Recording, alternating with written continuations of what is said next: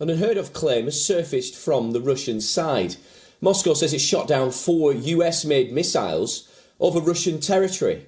The Russian Defence Ministry said on Monday that its air defence system shot down several US-made missiles over a southern Russian region bordering Ukraine.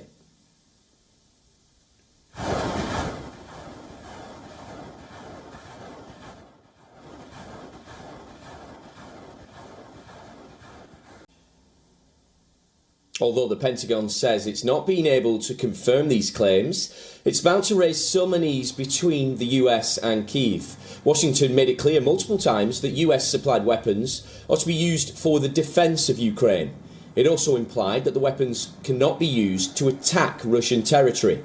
The Pentagon has also expressed unease on earlier reports of attacks on Russian territory. Meanwhile, there's been a reminder that the West's ongoing aid to Ukraine is not guaranteed. Voices from the UK and Italy have been raising demanding some restraint, while the UK PM Rishi Sunak announced a new military aid package of over $300 million to Ukraine. He's also reportedly ordered an audit of the Ukraine war progress. Senior figures fear the PM may be taking an overly cautious approach. As the war enters a key phase, the report says the audit, known as a data-driven assessment, will also assess the significance of the UK's military contributions to Ukraine, which could mean a greater scrutiny of military aid.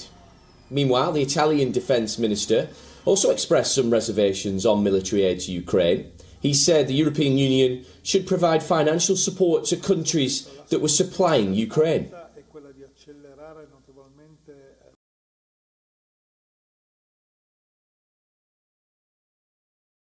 And a Twitter poll has voted out Elon Musk as Twitter's boss. Now, Musk's own public poll on whether he should stay or go has voted decisively against him now. Now, the Twitter poll put out by Musk himself, over 50% of participants, they voted to remove Musk. Only 42% of them voted for him to continue. Over 17 million users voted in the poll completely. Musk has come under massive fire over the last couple of months on his takeover and handling of social media company. This after finding himself in recurring controversies.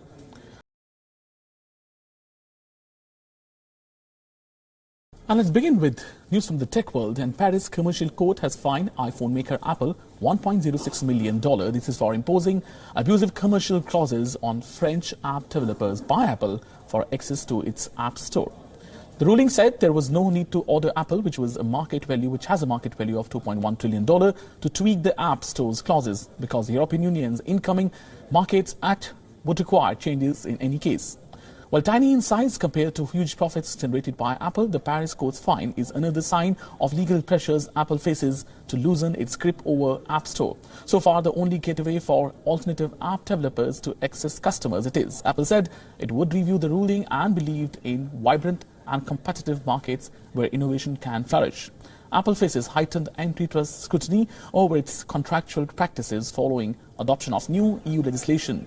It targets so-called digital gatekeepers, online tech firms these are, whose platforms and softwares have become unavoidable for smaller digital firms.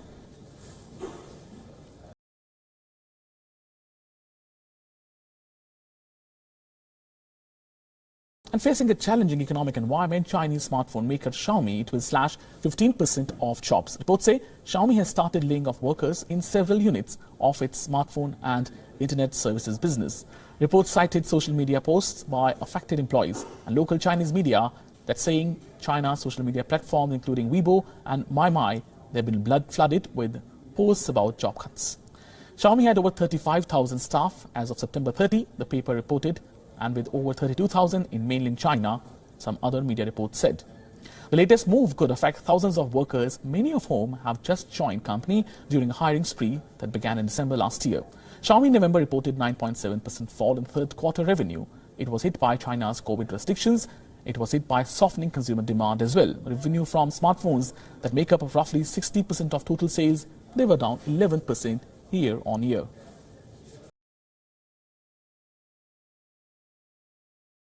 A mass exodus is underway in China.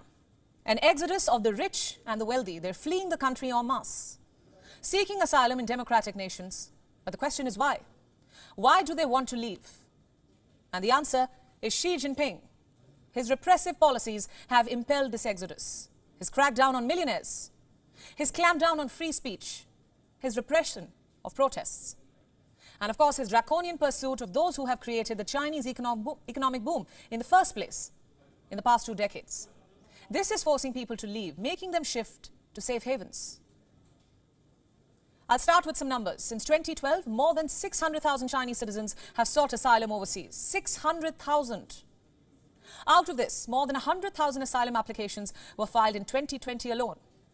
And in 2022, this year, more than 10,000 high net worth individuals from China said they wanted to leave the country along with their money. The next big question, where are they going? Which countries are they relocating to? According to one report, the most popular destinations are the US, Singapore, Australia and Canada. Let me show you some reports now. This one's from the 11th of December. It says that Canada is witnessing a spike in emigration of Chinese nationals. This year, there was a 15% rise in applications from Chinese nationals. Canada's Department of Immigration and Citizenship apparently received more than 9,925 applications, and they were all for permanent residency. Look at this report now. It says that after Xi Jinping's re-election as president, online searches for ways to leave China have exploded. Last month, more than 60 million people searched for information on WeChat. A week later, when another COVID-19 wave hit the country, the number of searches for leaving rose to 80 million in one day, 80. Another report says that the rich Chinese worth over $48 billion want to leave, meaning they want to leave China with their wealth worth $48 billion. If this happens, this will be the second largest wealth outflow for any country. Russia is number 1 on this list, and now China will come second.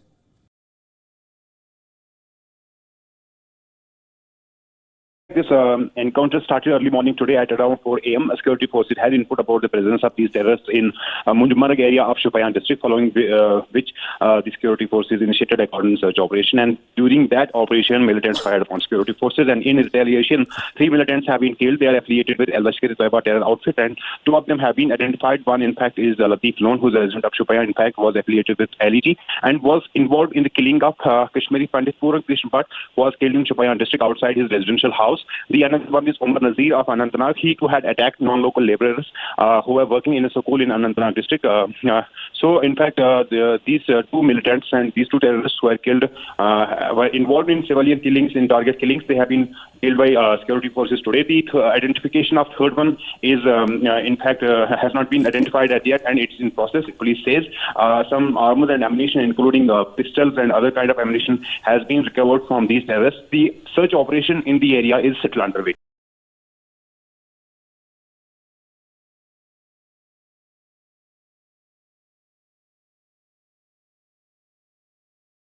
More on United Kingdom's post-COVID economic troubles as an exodus of more than 500,000 people from the British workforce since the pandemic began is putting the economy at risk of weaker growth and high inflation. That's as per findings of a report released by the House of Lords Economic Committee titled "Where Have All the Workers Gone?" The report points out a sharp rise in economic inactivity where working-age adults are neither employed nor looking for a job. It said this slump in activity since the onset of the health emergency posed a huge challenge to the economy against a backdrop of severe staff shortages. The report points out that early retirement among 50 to 64-year-olds was the biggest contributor to a rise in economic inactivity since the start of the pandemic. The findings come amid concerns over Britain being the only country in the developed world with unemployment and employment still expected to be below pre-pandemic levels at the start of next year. Thank you very much, Emma.